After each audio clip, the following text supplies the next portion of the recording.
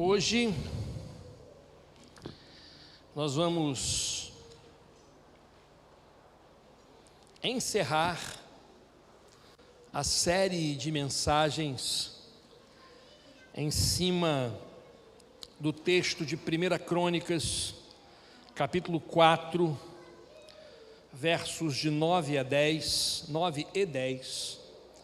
Esta é a sétima reflexão e tem sido de fato um tempo desafiador refletirmos sobre esta oração, sobre este texto, e verdadeiras preciosidades Deus tem trazido ao nosso coração. Eu falo por mim,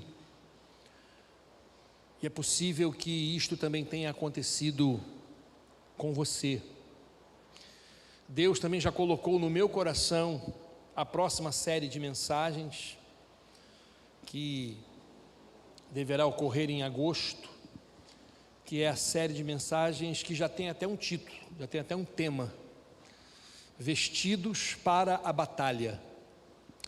E nós vamos refletir em cima do texto de Efésios, capítulo 6, a partir do verso 10, quando nós temos ali, onde temos a revelação da armadura de Deus, e vamos refletir sobre cada uma das peças daquela armadura descrita em Efésios capítulo 6. Mas hoje nós não estamos lá ainda, nós ainda estamos aqui, e isso se Deus nos permitir chegarmos lá, né? Que é, pois, a vossa vida, diz Tiago, sois um vapor que aparece por um pouco, mas logo se desvanece. Então a gente não tem segurança nenhuma, a gente planeja. Se a gente vai chegar lá ou não, depende do Pai, né?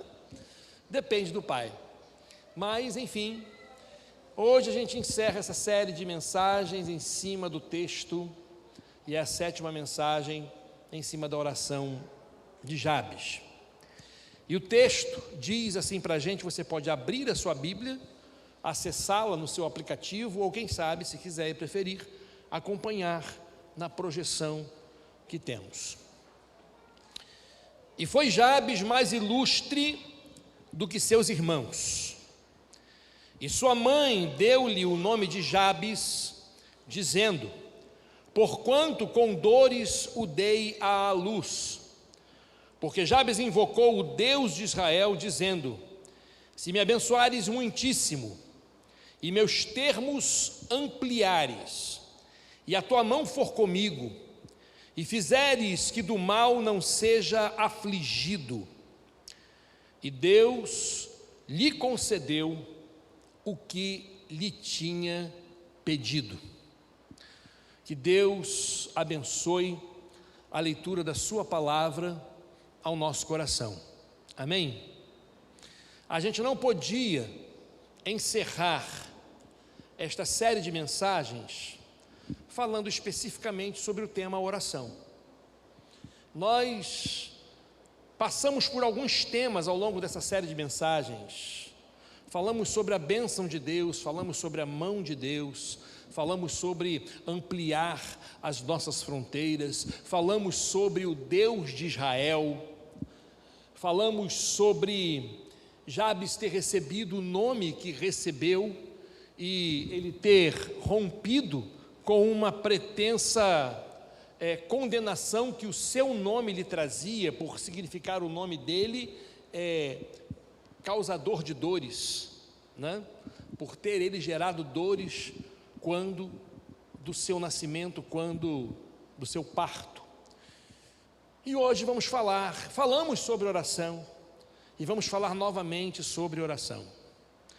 Vamos falar sobre isso. E se eu tivesse que dar um tema para essa reflexão, mas ele já tem a série já tem o seu próprio tema, a oração de Jabes, mas se eu tivesse que dar um tema, eu daria abrindo o caminho para Deus.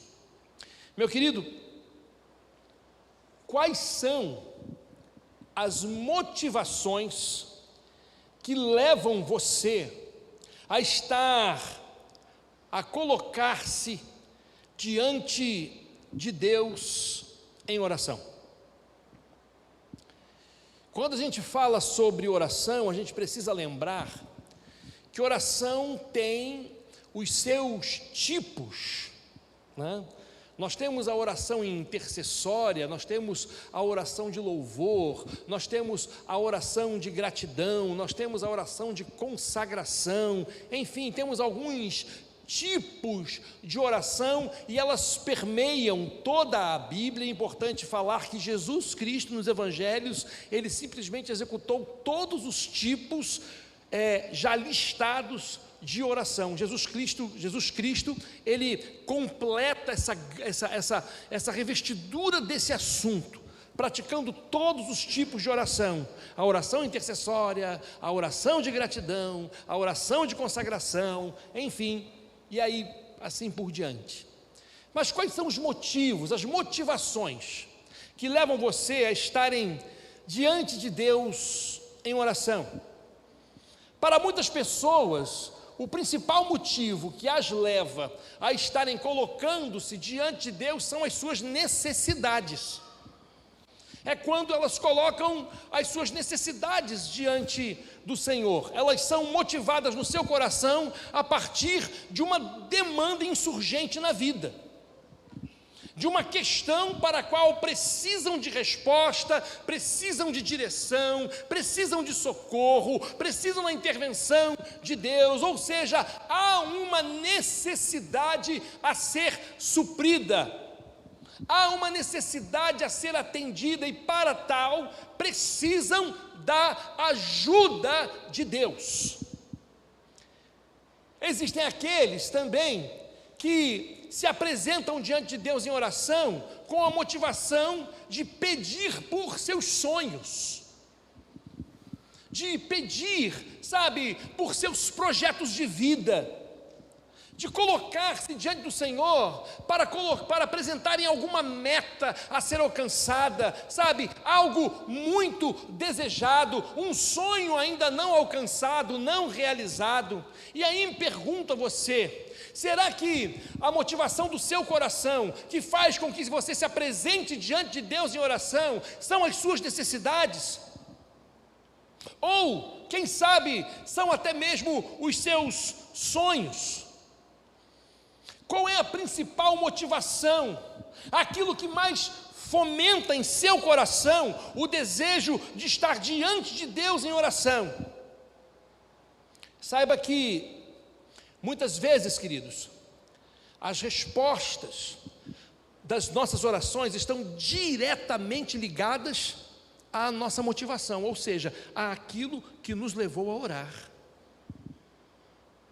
Às vezes, para Deus, a motivação do coração é um fator que faz muita diferença, toda a diferença, mais até que o próprio pedido. A motivação do coração é um fator que faz toda a diferença para Deus. Às vezes, aquilo que há dentro do coração é mais importante do que as palavras expressadas. E eu disse isso, falei sobre isso um pouco na semana passada. Eu não vou reverberar esse assunto nesta linha novamente. A gente precisa prestar um pouco de atenção na parte que eu em particular reputo ser a parte mais importante desses 2 versos da palavra de Deus. Essa parte é fundamental para que a gente interprete todo o restante. Se no início nós tínhamos uma parte fundamental, que era a quem ele estava orando, ou seja, ao Deus de Israel, o final desta oração revela coisas tremendas para nós. E o texto no final diz o seguinte: e Deus lhe concedeu o que lhe tinha pedido, na versão revista e corrigida. Na nova versão internacional diz: e Deus atendeu o seu pedido. Na Bíblia da linguagem de hoje vai dizer para a gente: e Deus atendeu a sua oração. Note que não foi Jabes quem foi o escritor do livro de Crônicas. Ele foi citado por um escriba dentro de uma genealogia que recebe uma especial atenção quando o nome dele é citado, dizendo que ele foi mais ilustre do que seus irmãos, porque Jabes orou ao Deus de Israel, dizendo, e aqui há o resultado de uma observação, há o resultado é uma anotação, um destaque. Olha, tem esse camarada aqui, Jabes, diante de todos esses eu quero fazer um apontamento aqui, eu quero fazer um destaque em relação a ele. Olha, Jabes orou ao Deus de Israel dizendo, se me abençoares muitíssimo, se meus termos amplificares, se tua mão for comigo, se me fizeres que do mal não seja afligido. Eu quero dizer uma coisa para vocês, Deus ouviu a oração de Jabes. E aí, fecha esse parêntese e ele continua a nominata genealógica ali de 1 Crônicas, capítulo 4. A pergunta para mim é, por que tal destaque? Por que Deus concedeu a Jabes o seu pedido? Porque quando a gente olha para essa parte do texto, a gente fala assim, rapaz, essa oração de Jabes é uma oração pretensiosa, embora ele peça coisas as quais não era proibido pedir, mas é uma oração pretensiosa. Por que Deus o atendeu? Não seria porque Deus conseguiu acessar o seu coração e conseguiu enxergar as suas motivações? Porque muito provavelmente muitas pessoas pediram o que Jabes pediu e não receberam de Deus aquilo que pediram. Logo, a oração de Jabes não é um modelo, sabe? Ela não é uma espécie de amuleto. Não, eu vou fazer a oração de Jabes porque a oração de Jabes vai fazer com que Deus me abençoe. A coisa não funciona dessa forma. Não é a mera letra, não é o mero conteúdo. É por isso que para muitas pessoas a oração do Pai Nosso não passa nada mais, nada menos de que uma oração vã, porque estão ligados plenamente e unicamente à questão da letra, esquecendo-se que há algo muito mais importante e que deve consubstanciar o conteúdo da oração, que é o quê? A motivação do seu coração. Não seria porque Deus viu e se agradou das motivações do coração do seu servo? Queridos,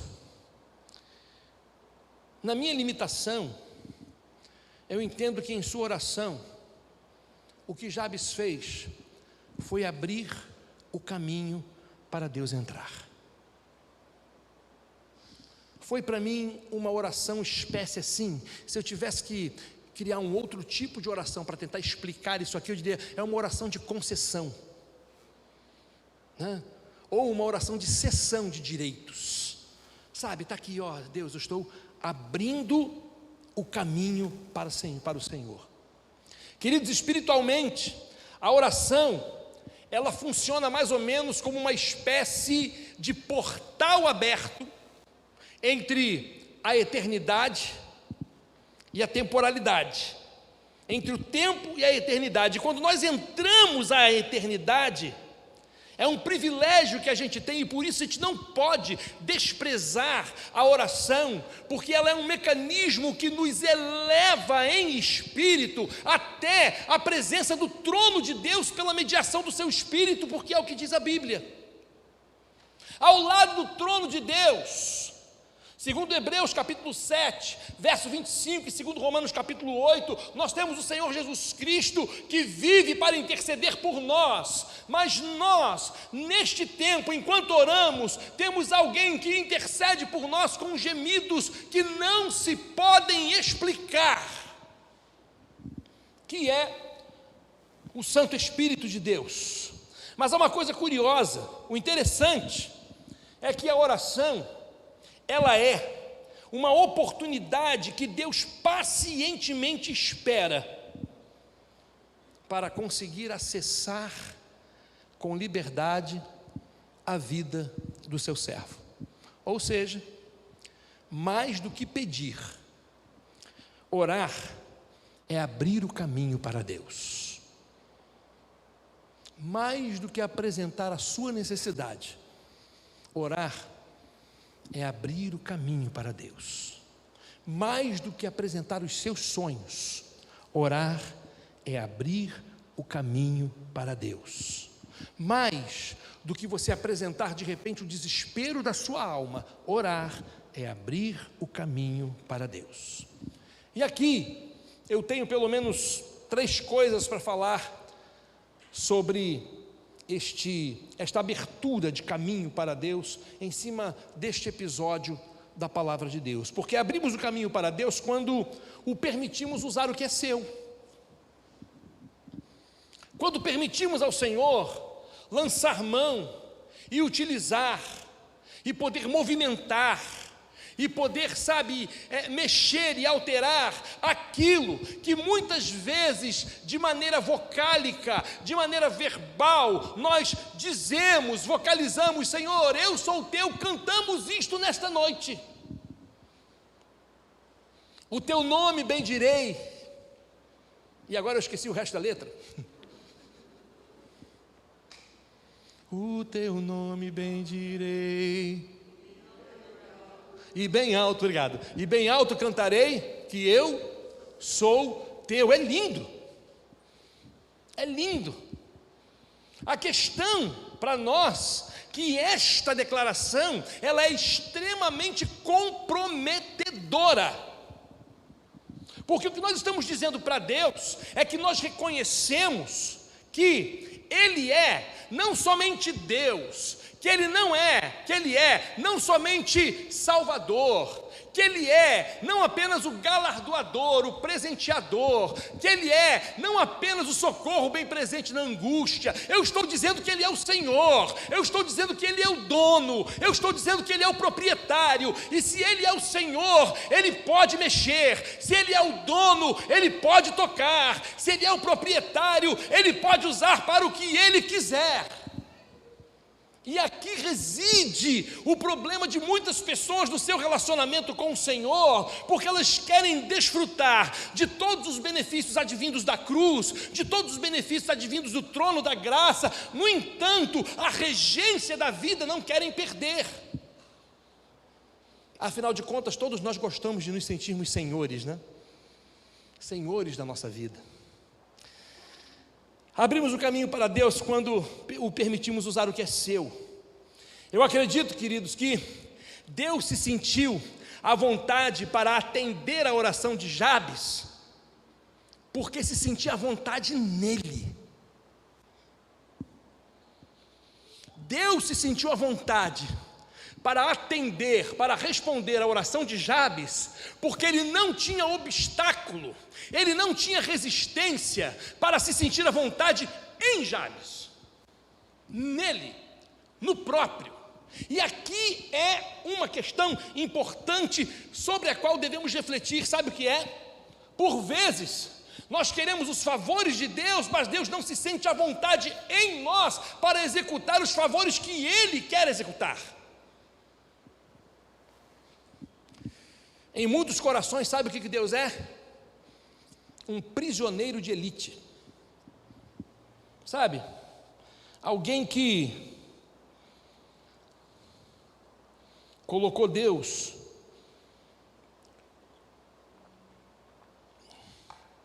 numa cela especial. Alguém que conseguiu colocar Deus em sua vida de maneira cativa, presa. O que sinto é que em muitos de nós, Deus vive enclausurado pelas prisões da nossa vontade, pelas prisões do nosso querer, pelos grilhões, pelas correntes da nossa vã sabedoria. Afinal de contas, nós sabemos o que é melhor para nós. Sabe, queridos, precisamos abrir as portas da prisão da nossa vontade, que há em nossos corações, que impedem Deus de agir com liberdade. Quantos de nós já apresentamos pedidos a Deus, não para que Ele os avaliasse, não para que Ele os ajustasse, não para que ele os corrigisse, mas para que ele os avalizasse. Existem algumas coisas, alguns assuntos que apresentamos em Deus em oração, que esses assuntos já estão definidos em nós. A gente já decidiu. Estamos orando para depois usarmos de repente o discurso, e muitas pessoas não fazem isso intencionalmente, mas esta é a prática. Sabe? Para dizer assim, não, eu orei muito, ó Deus, ao Senhor, e entendi que deveria ser. Entendeu aquilo que já estava estabelecido. Muitos fazem isto e depois reclamam dos infortúnios pelos quais passam, que enfrentam posteriormente, os problemas que enfrentam depois. Mas na verdade não foi apresentado a Deus um pedido, foi apresentado a Deus um projeto já assinado, já definido no coração. Queridos, eu entendo que com Jabes Deus não teve esse dissabor, muito pelo contrário, ele teve a alegria de agir com liberdade. Para mim, queridos, o fato de Deus o ter atendido indica que Deus não se sentiu impedido em fazê-lo. Ele disse: Senhor, faz. E aí Deus olha: o que você me pediu mesmo, servo? Se me abençoares muitíssimo, se tua mão for comigo, e meus termos amplificares, e fizeres que do mal não seja afligido. E Deus disse: não, já entendi, Jabes, eu já entendi, e é exatamente isso que eu estou vendo, e eu tenho liberdade em você para fazer isso, então eu vou atender a sua oração. Note, preste atenção, esse pedido, ele não é um pedido mensurável. Como é que você mensura? Se me abençoares muitíssimo. Tem como você chegar numa hora e dizer assim: olha, abençoado muitíssimo, e meus termos amplificares, e tua mão for comigo? Tem como mensurar isso? Tem como mensurar isso em um momento? E fizeres que do mal não seja afligido? Tem como mensurar esse negócio? Não tem como mensurar. Logo, se isso não tem como ser mensurado, isso não diz respeito a um momento pontual da vida de Jabes. Isso diz respeito à vida de Jabes. Isso não diz respeito de um momento crítico, a respeito de um momento crítico da vida de Jabes, não. Um momento calamitoso, um momento em que, sabe, desculpa a expressão, o pau estava cantando, entendeu? E o bicho estava pegando, e sei lá mais o que, e ele pediu essa... Não. Isso não diz respeito a um ponto, isso diz respeito a uma história. Ou seja, Deus fez que ao longo da vida de Jabes ele fosse abençoado muitíssimo, e como resultado daquilo, o pedido que Jabes fez, que ele fosse muitíssimo abençoado, que também os seus termos fossem amplificados. A coisa não acontece de uma hora para outra, a gente sabe disso, a gente sabe que as coisas vão acontecendo num processo de negociação. Era o tempo, sabe, de estabelecimento do povo de Deus na terra de Canaã, havia muita discussão sobre a divisão das partes e etc, sabe, ele dizendo: olha, que a tua mão esteja comigo. Esteja quando? Quando? Em que momento? Para que momento você precisa que a minha mão esteja com você? Senhor, eu preciso da tua mão comigo todo o tempo. Eu preciso da tua mão comigo o tempo inteiro. E fizeres que do mal não seja afligido. Jabes, qual mal? Em que tempo? Por que causa e circunstância? Senhor, é toda a minha vida. Não adianta o Senhor me privar de uma enfermidade agora e daqui a 2 dias eu ser tomado por ela de novo, eu ser assolado por ela. Logo, o pedido, ele não é mensurável, porque ele não diz respeito a um ponto da vida, ele diz respeito à vida de Jabes. E aí Deus disse: é isso aí, você compreendeu. Não é uma necessidade, é a necessidade. Ter Jesus no curso inteiro da vida. Não é um sonho, é o sonho. É ter Jesus conduzindo completamente a sua vida no curso dela. Louvado seja o nome de Jesus. Jabes pediu, mas também deixou o caminho livre para Deus agir. Definitivamente, queridos, não devemos temer o agir de Deus. Não podemos temer, sabe, o resultado das coisas que Deus quer fazer com a gente, a despeito do caminho que a gente tenha que trilhar. Sabe quem foi que disse isso e expressou isso de maneira muito especial? Jesus de Nazaré.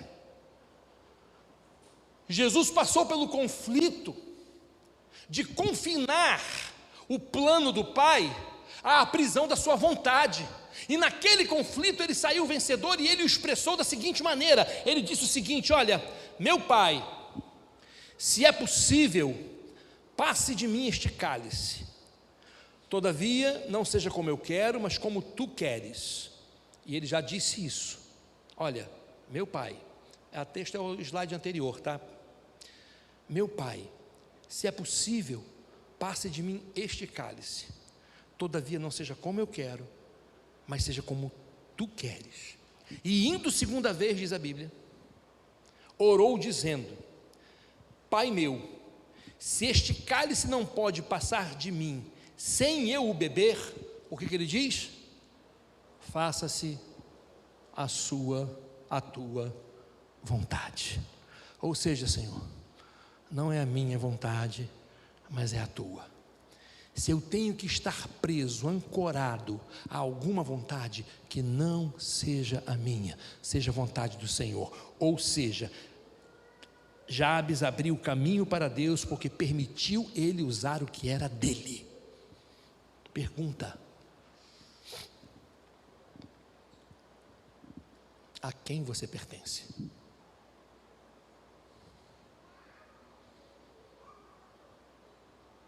A quem pertence a tua vida? Quem é o gestor da tua vida? Quem é o dono da tua vida? Isso faz toda a diferença, como fez diferença para a vida de Jabes, porque o texto diz: Deus atendeu o seu pedido. Segundo lugar, abrimos o caminho para Deus quando o permitimos sondar a nossa alma. Quando permitimos sondar a nossa alma. Queridos, Deus se sentiu à vontade para atender a Jabes, porque Ele conhecia as suas motivações, Ele conhecia a sua alma, Ele conhecia o que havia de mais profundo e interior, sabe, mais intro. Ele conhecia aquilo que era mais dentro na vida de Jabes. O pedido de Jabes não soou para Deus como uma tentativa de manipulação. Muito pelo contrário, queridos, Deus não apenas ouviu a oração de Jabes, como viu os seus sentimentos e viu que estes sentimentos foram os que o motivaram a orar. Deus sondou o coração de Jabes e encontrou lá verdade e sinceridade. Olha, Deus quer sondar o nosso coração e encontrar verdade e sinceridade. E aqui eu vou falar uma coisa que ao longo dessa série de mensagens talvez eu já tenha dito. Eu acho que eu já disse isso. Às vezes, nós traímos as nossas próprias orações porque não pedimos o que de fato desejamos. Espera aí, pastor, como é que funciona isso? Vou explicar. Por exemplo, às vezes, a gente pede que Deus tenha misericórdia daquele que nos fizeram mal, mas no fundo, o que a gente quer é que a pessoa se lasque.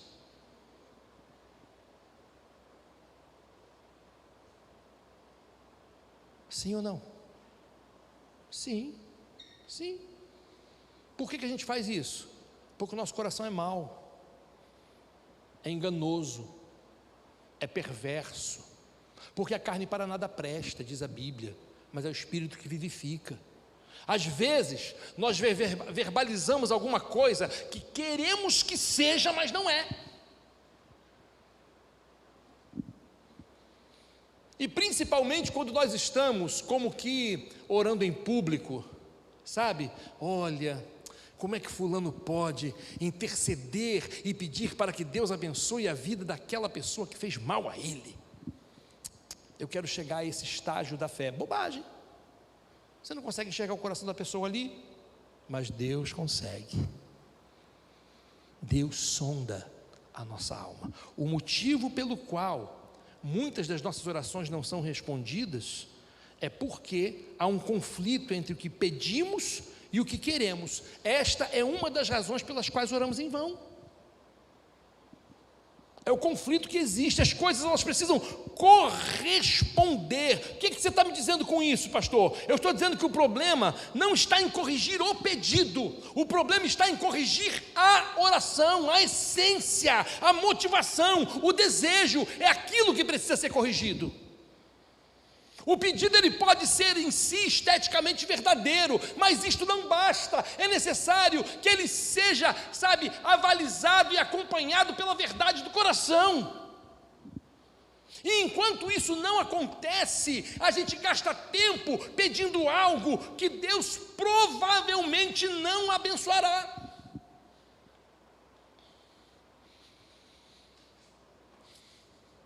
Eu vou repetir. O problema está não em corrigir o pedido, mas em corrigir o desejo. A gente precisa seguir o exemplo do clamor de Davi no Salmo 139.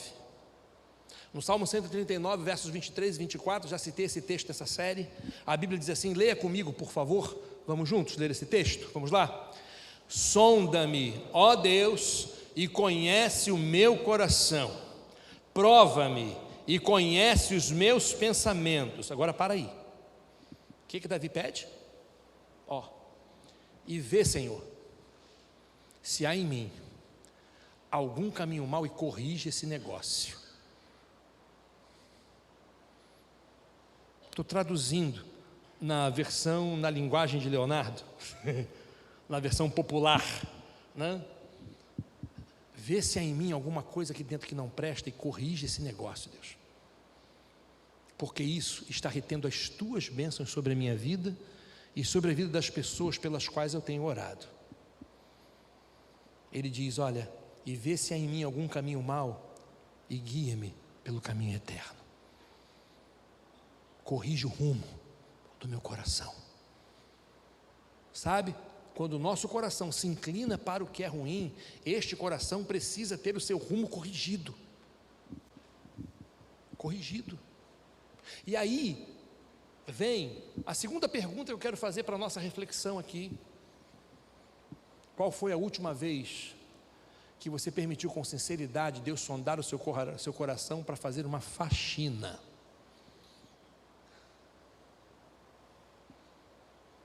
Porque assim, você tem dois tipos de limpeza que você pode fazer, né? Você faz aquela limpeza em que você limpa o que está à vista, não é isso? Você limpa o que está à vista. Mas quando alguém tem aquela limpeza, que é aquela que você limpa o que está à vista e aquilo que não está à vista. E olha, posso te dizer um negócio? Às vezes você se assusta quando você arrasta algumas coisas do lugar. Engraçado, né? Por essas coisas ninguém diz aleluia. Você se assusta quando você arrasta algumas coisas do lugar e você vê a quantidade de sujeira que ficou sendo negligenciada, omitida, algumas vezes por desleixo, por descuido, mas algumas vezes intencionalmente. Eu não quero que ninguém veja isso, mas não é para ninguém ver, é para Deus ver. Aquilo que você limpa que está à vista é aquilo que todo mundo vê. Você muda comportamento, você muda linguajar, você muda tratamento. A questão é, o coração deixou de ser mal? Você deixou de maquinar o mal na sua mente? Já mudou isso? Já deixou de ser perverso? Cantamos, já tem algum tempo que não cantamos essa canção, né? Mas ela diz assim, quero ser como criança, te amar pelo que és. Ou seja, voltar à inocência, restaurar a nossa ingenuidade. E você fala, pastor, você está de brincadeira. Não, eu estou falando isso, porque pureza nos leva à ingenuidade. A ingenuidade é o tipo de relacionamento, é o que nutre e é o que alimenta o tipo de relacionamento livre. Não tem, sabe, armas, não tem carta na manga, não tem pezinho atrás, porque é pura transparência e verdade. Espera aí, pastor, espera aí, como que é isso? Olha só, você imagina o coração de Jesus diferente disso? Imagina? Pois é, se você não imagina, eu tenho a notícia do apóstolo Paulo para você: filhinhos, por quem de novo sofro as dores de parto, até Cristo ser gerado em vós. Ele quer o mesmo coração em você e em mim. E em último lugar, abrimos o caminho para Deus como quando o permitimos ser nossa direção.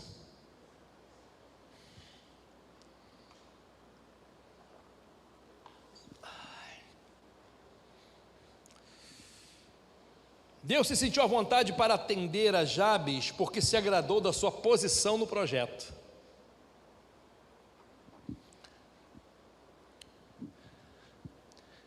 E Jabes foi mais ilustre do que seus irmãos. Ele orou ao Deus de Israel e disse: se me abençoares muitíssimo, e meus termos amplificares ou ampliares, se a tua mão for comigo, e fizeres que do mal não seja afligido. E Deus respondeu à oração, ou Deus lhe concedeu o que lhe tinha pedido. Pera aí, cara pálida, por que é que Deus fez isso? Nesse caso, eu vou fazer o seguinte: eu vou abençoar a vida do meu servo e eu vou me alegrar daquilo que eu vou ver ali. Deus se sentiu à vontade para atender a Jabes, porque se agradou da sua posição no projeto. O meu entendimento foi que Jabes não excluiu Deus, mas o incluiu no projeto da sua vida. Lembra que eu disse que não era uma necessidade pontual, mas que era para a vida inteira? Mas qual era a posição de Deus nessa vida inteira? Ele disse: Senhor, eu quero que o Senhor coloque a sua mão sobre mim. Eu quero que o Senhor amplie as minhas terras. Eu quero que o Senhor faça com que do mal eu não seja afligido. Eu quero que o Senhor me abençoe muitíssimo. Percebe a transferência? Ele retira, sabe, o timão, o volante, o controlezinho de joguinho de, esqueci o nome, né? E passa para a mão de Deus e diz assim: Senhor, o teu lugar no projeto não é de alguém simplesmente que vai fornecer, não, o teu lugar no projeto é de alguém que vai conduzir, é de alguém que vai dirigir. Queridos, é muito difícil afirmar que Deus abençoa coisas as quais não dirige. É muito difícil você afirmar que Deus vai abençoar alguma coisa que Ele não estará na direção, que Ele não estará conduzindo, que Ele não estará guiando. O que vejo é que Deus tem prazer em atender os pedidos de servo que o desejam dirigindo suas vidas. Ele quer dirigir, Ele quer guiar, Ele quer conduzir, Ele quer firmar uma aliança. Ele não pode ser tratado como um mero fornecedor. Quando nos relacionamos com Deus como se fosse um fornecedor, na verdade nós não somos filhos, somos oportunistas e agimos, e o rótulo de interesseiros nos cabe plenamente. Então este não é o tipo de relacionamento que a gente precisa manter. A gente não consegue firmar aliança com Deus assim, e o que Deus quer é afirmar uma aliança de confiança na condução dEle. Moisés entendeu isso e disse para Deus: Senhor, não nos faça subir daqui se a tua presença não for conosco, não for com a gente. O que é fornecimento? Fornecimento é prática de mercado. Direção é a condução do negócio, é algo muito maior. A gente precisa aprender a confiar a direção da nossa vida nas mãos de Deus.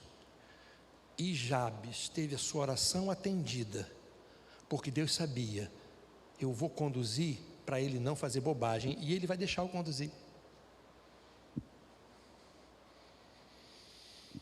Eu não quero que ninguém se pronuncie e se manifeste, mas você sabe que muitos de nós, eu posso falar por mim, porque eu também já dei com os burros na água na minha vida, por ter assumido a condução da minha vida em determinados momentos.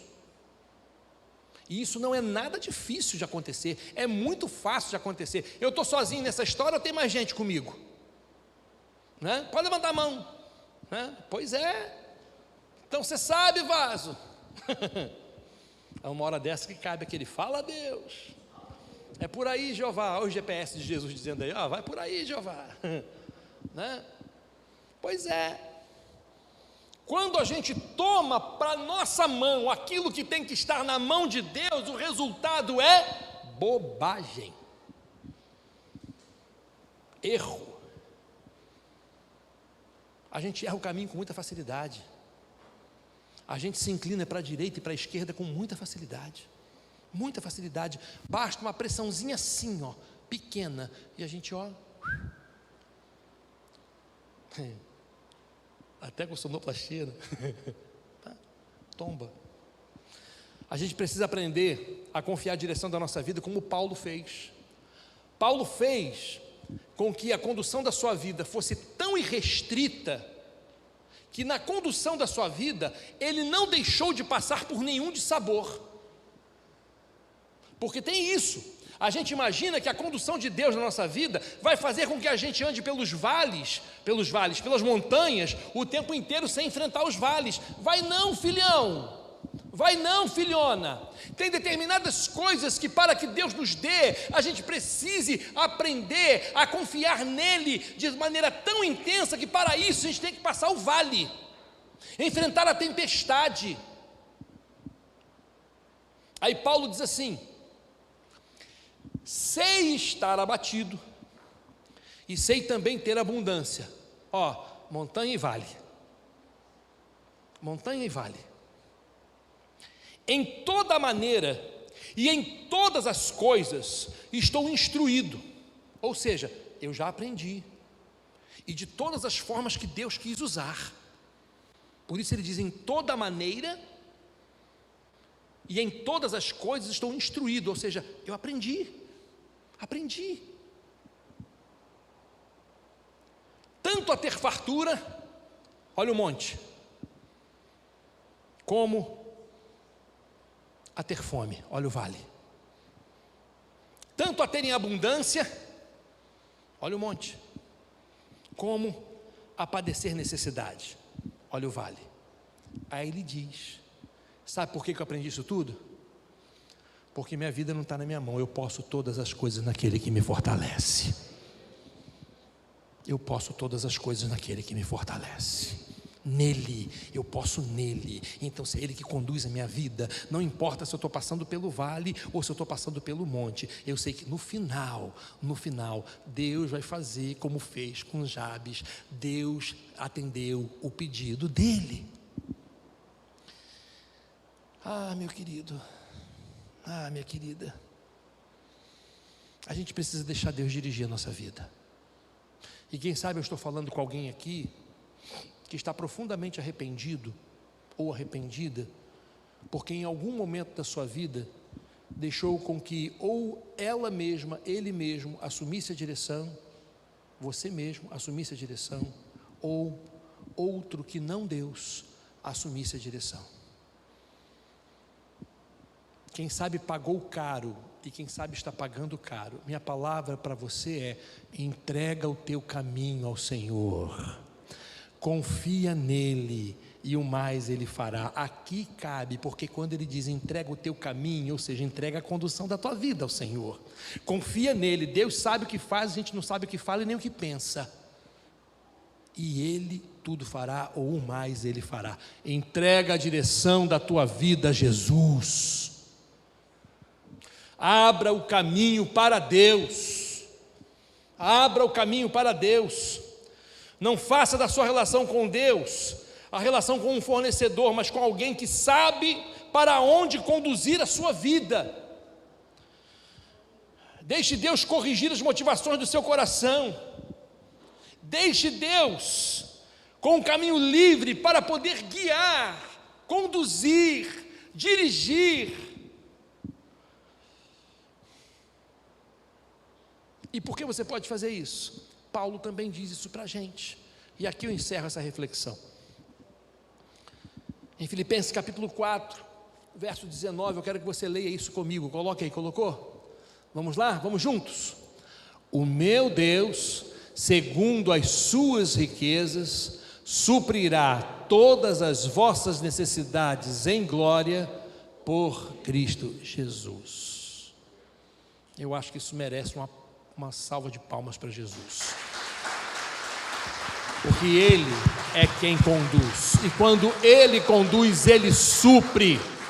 Quando Ele conduz, as suas necessidades são por Ele percebidas e são supridas. E o apóstolo Paulo vai dizer: olha, o meu Deus, que é rico, Ele é rico para estender sobre mim a sua mão, como fez com Jabes. Ele é rico para ampliar os meus termos, as minhas terras, como fez com Jabes. Ele é rico para fazer com que do mal eu não seja afligido. Ele é rico para fazer com que a sua bênção esteja sobre mim. Ele é rico para suprir essas necessidades. O meu Deus, segundo estas suas riquezas em glória, é promessa dele, ele diz: suprirá todas as vossas necessidades em Cristo Jesus. Louvado seja o nome de Jesus. Ele isto fará, mas para isso eu preciso de maneira urgente permitir que Ele use aquilo que é dele. Eu preciso permitir que Ele venha e tome conta da minha vida e a manuseie. Eu preciso permitir que a sinceridade da minha alma seja tratada por Ele. Ele sonde a minha vida e o meu coração, e eu preciso que Ele assuma a direção, a condução da minha vida. Precisamos disso. Precisamos disso. Eu queria que você nessa hora abaixasse a sua cabeça e que você orasse a Jesus.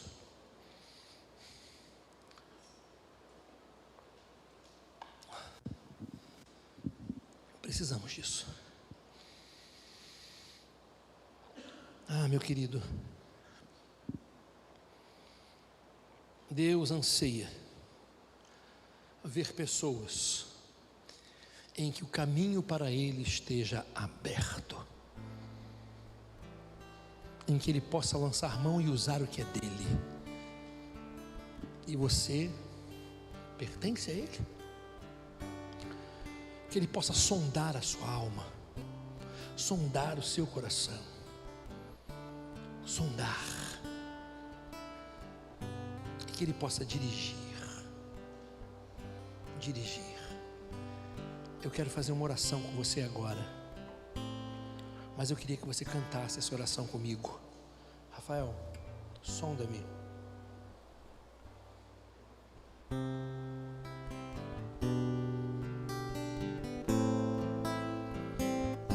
E peça a Deus com essa canção que isto aconteça na sua vida. Sonda-me, Senhor, e me conheces, quebranta o meu coração, transforma-me conforme a tua palavra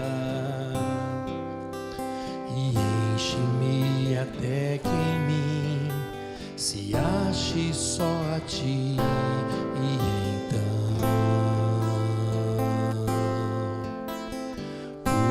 usa-me, Senhor, usa-me como um farol que brilha à noite, como ponte sobre as águas, como abrigo deserto, como flecha que acerta o alvo. Eu quero ser usado da maneira que te agrade, em qualquer hora e em qualquer lugar. Eis aqui a minha vida, usa-me, Senhor, usa-me, sonda-me, quebranta. Fica de pé, meu irmão. Transforma-me, enche-me e usa-me, sonda-me, sonda-me, quebranta-me, transforma-me, enche-me e usa-me, Senhor, como um farol que brilha à noite, como ponte sobre as águas, como abrigo no deserto, como flecha que acerta o alvo. Eu quero ser usado da maneira que te agrade, em qualquer hora e em qualquer lugar. Eis aqui a minha vida, usa-me, Senhor, usa-me, sonda-me, quebranta-me, transforma-me, enche-me e usa-me, sonda-me, sonda-me, Senhor, transforma-me, enche-me e usa-me, Senhor, e usa-me, Senhor.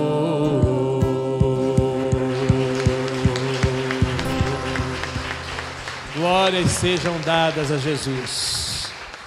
Glórias sejam dadas a Jesus. Glórias sejam dadas a Jesus. Que Deus abençoe sua vida.